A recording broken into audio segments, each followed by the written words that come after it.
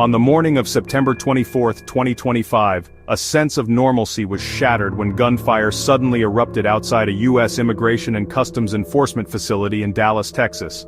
The sound of shots echoed through the area, sending staff and bystanders scrambling for cover as emergency sirens began to wail.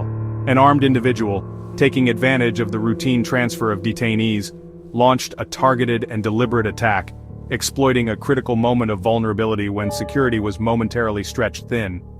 The shooter, strategically positioned on a nearby rooftop, took aim at a law enforcement van just as detainees were being moved inside, demonstrating careful planning and intent to inflict harm. Law enforcement responded with remarkable speed and coordination, engaging the threat head-on and working quickly to secure the area, while ensuring the safety of both staff and detainees. The calculated nature of the assault immediately raised concerns about the possibility of politically motivated violence targeting government agencies, especially those involved in immigration enforcement. This brazen attack was not an isolated incident, but part of a disturbing and growing trend of aggression directed toward federal immigration authorities across the country. The event quickly drew national attention, sparking a widespread conversation about the safety of federal officers, the security of detainees, and the broader risks faced by those working in government service. The Dallas incident underscored the volatile and deeply rooted divisions surrounding immigration policy in the United States, highlighting the urgent need for dialogue and solutions to address these tensions. Authorities identified the shooter as 29-year-old Joshua John, a local resident with no known accomplices or prior criminal record. Investigators determined that John acted alone in the assault, meticulously planning his attack without outside help. On the night of the incident, John fired multiple rounds from a rooftop vantage point, specifically targeting the ICE van and attempting to breach the facility as the sally port opened, creating chaos and panic. Officers on site responded within moments, taking cover and returning fire, ultimately preventing John from entering the building and causing further harm. The confrontation ended abruptly when John died from a self-inflicted gunshot wound, bringing the immediate threat to a close but leaving many questions.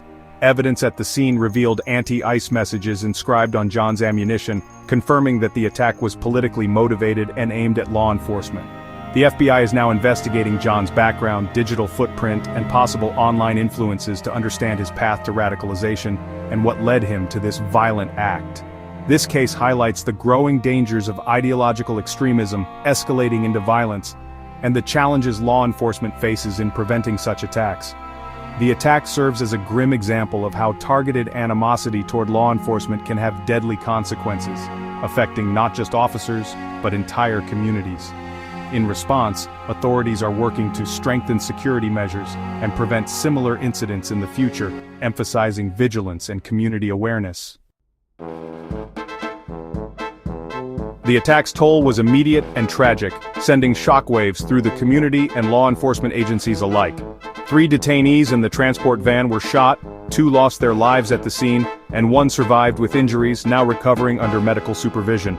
Homeland Security Secretary Kristi Noem condemned the violence in strong terms and emphasized the growing dangers faced by ICE personnel, who continue to serve under increasingly difficult circumstances. FBI Director Kash Patel, present in Dallas, called the shooting a politically motivated attack, underscoring the heightened risks in the current climate. He also linked it to a recent ambush at another Texas ICE facility, suggesting a troubling pattern of targeted violence. Texas Governor Greg Abbott labeled the incident an assassination attempt, calling for swift justice and increased security measures. He vowed not to be intimidated, promising that Texas would stand firm against such attacks. The event intensified the already heated debate over immigration enforcement, sparking renewed calls for policy reform and public safety. Concerns grew about the safety of those involved, from officers to detainees, as communities questioned how to prevent future tragedies. Officials pledged unwavering support for the ongoing investigation, and for the families affected by the tragedy, offering counseling and resources to help them cope with their loss. The attack highlighted the severe risks faced by both law enforcement and detainees, reminding the nation of the human cost behind the headlines.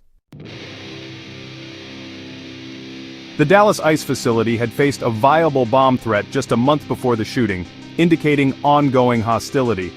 FBI Director Patel connected this attack to a similar ambush in Prairieland, Texas, suggesting a broader trend of violence against immigration enforcement. The repetition of such incidents points to a growing public safety challenge. Political leaders across the spectrum condemned the violence, emphasizing that political disagreements must not lead to attacks. Even critics of ICE policies denounced the shooting, underscoring bipartisan rejection of violence. The incident illustrates how extreme rhetoric can inspire real-world violence with devastating consequences. The Dallas shooting has far-reaching implications for public safety and the security of government institutions. It demonstrates how political polarization can fuel violence against federal facilities and personnel. The attack will likely prompt a review of security protocols at ICE and other federal buildings. The incident underscores the dangers of inflammatory rhetoric and the responsibility of leaders to promote non-violence. The shooting was a targeted assault on a federal institution, resulting in tragic loss of life. It highlights a disturbing trend of politically motivated violence and raises urgent questions about protecting government workers. As the investigation continues, the Dallas attack stands as a stark warning of the consequences of extreme ideologies and the need for civil discourse.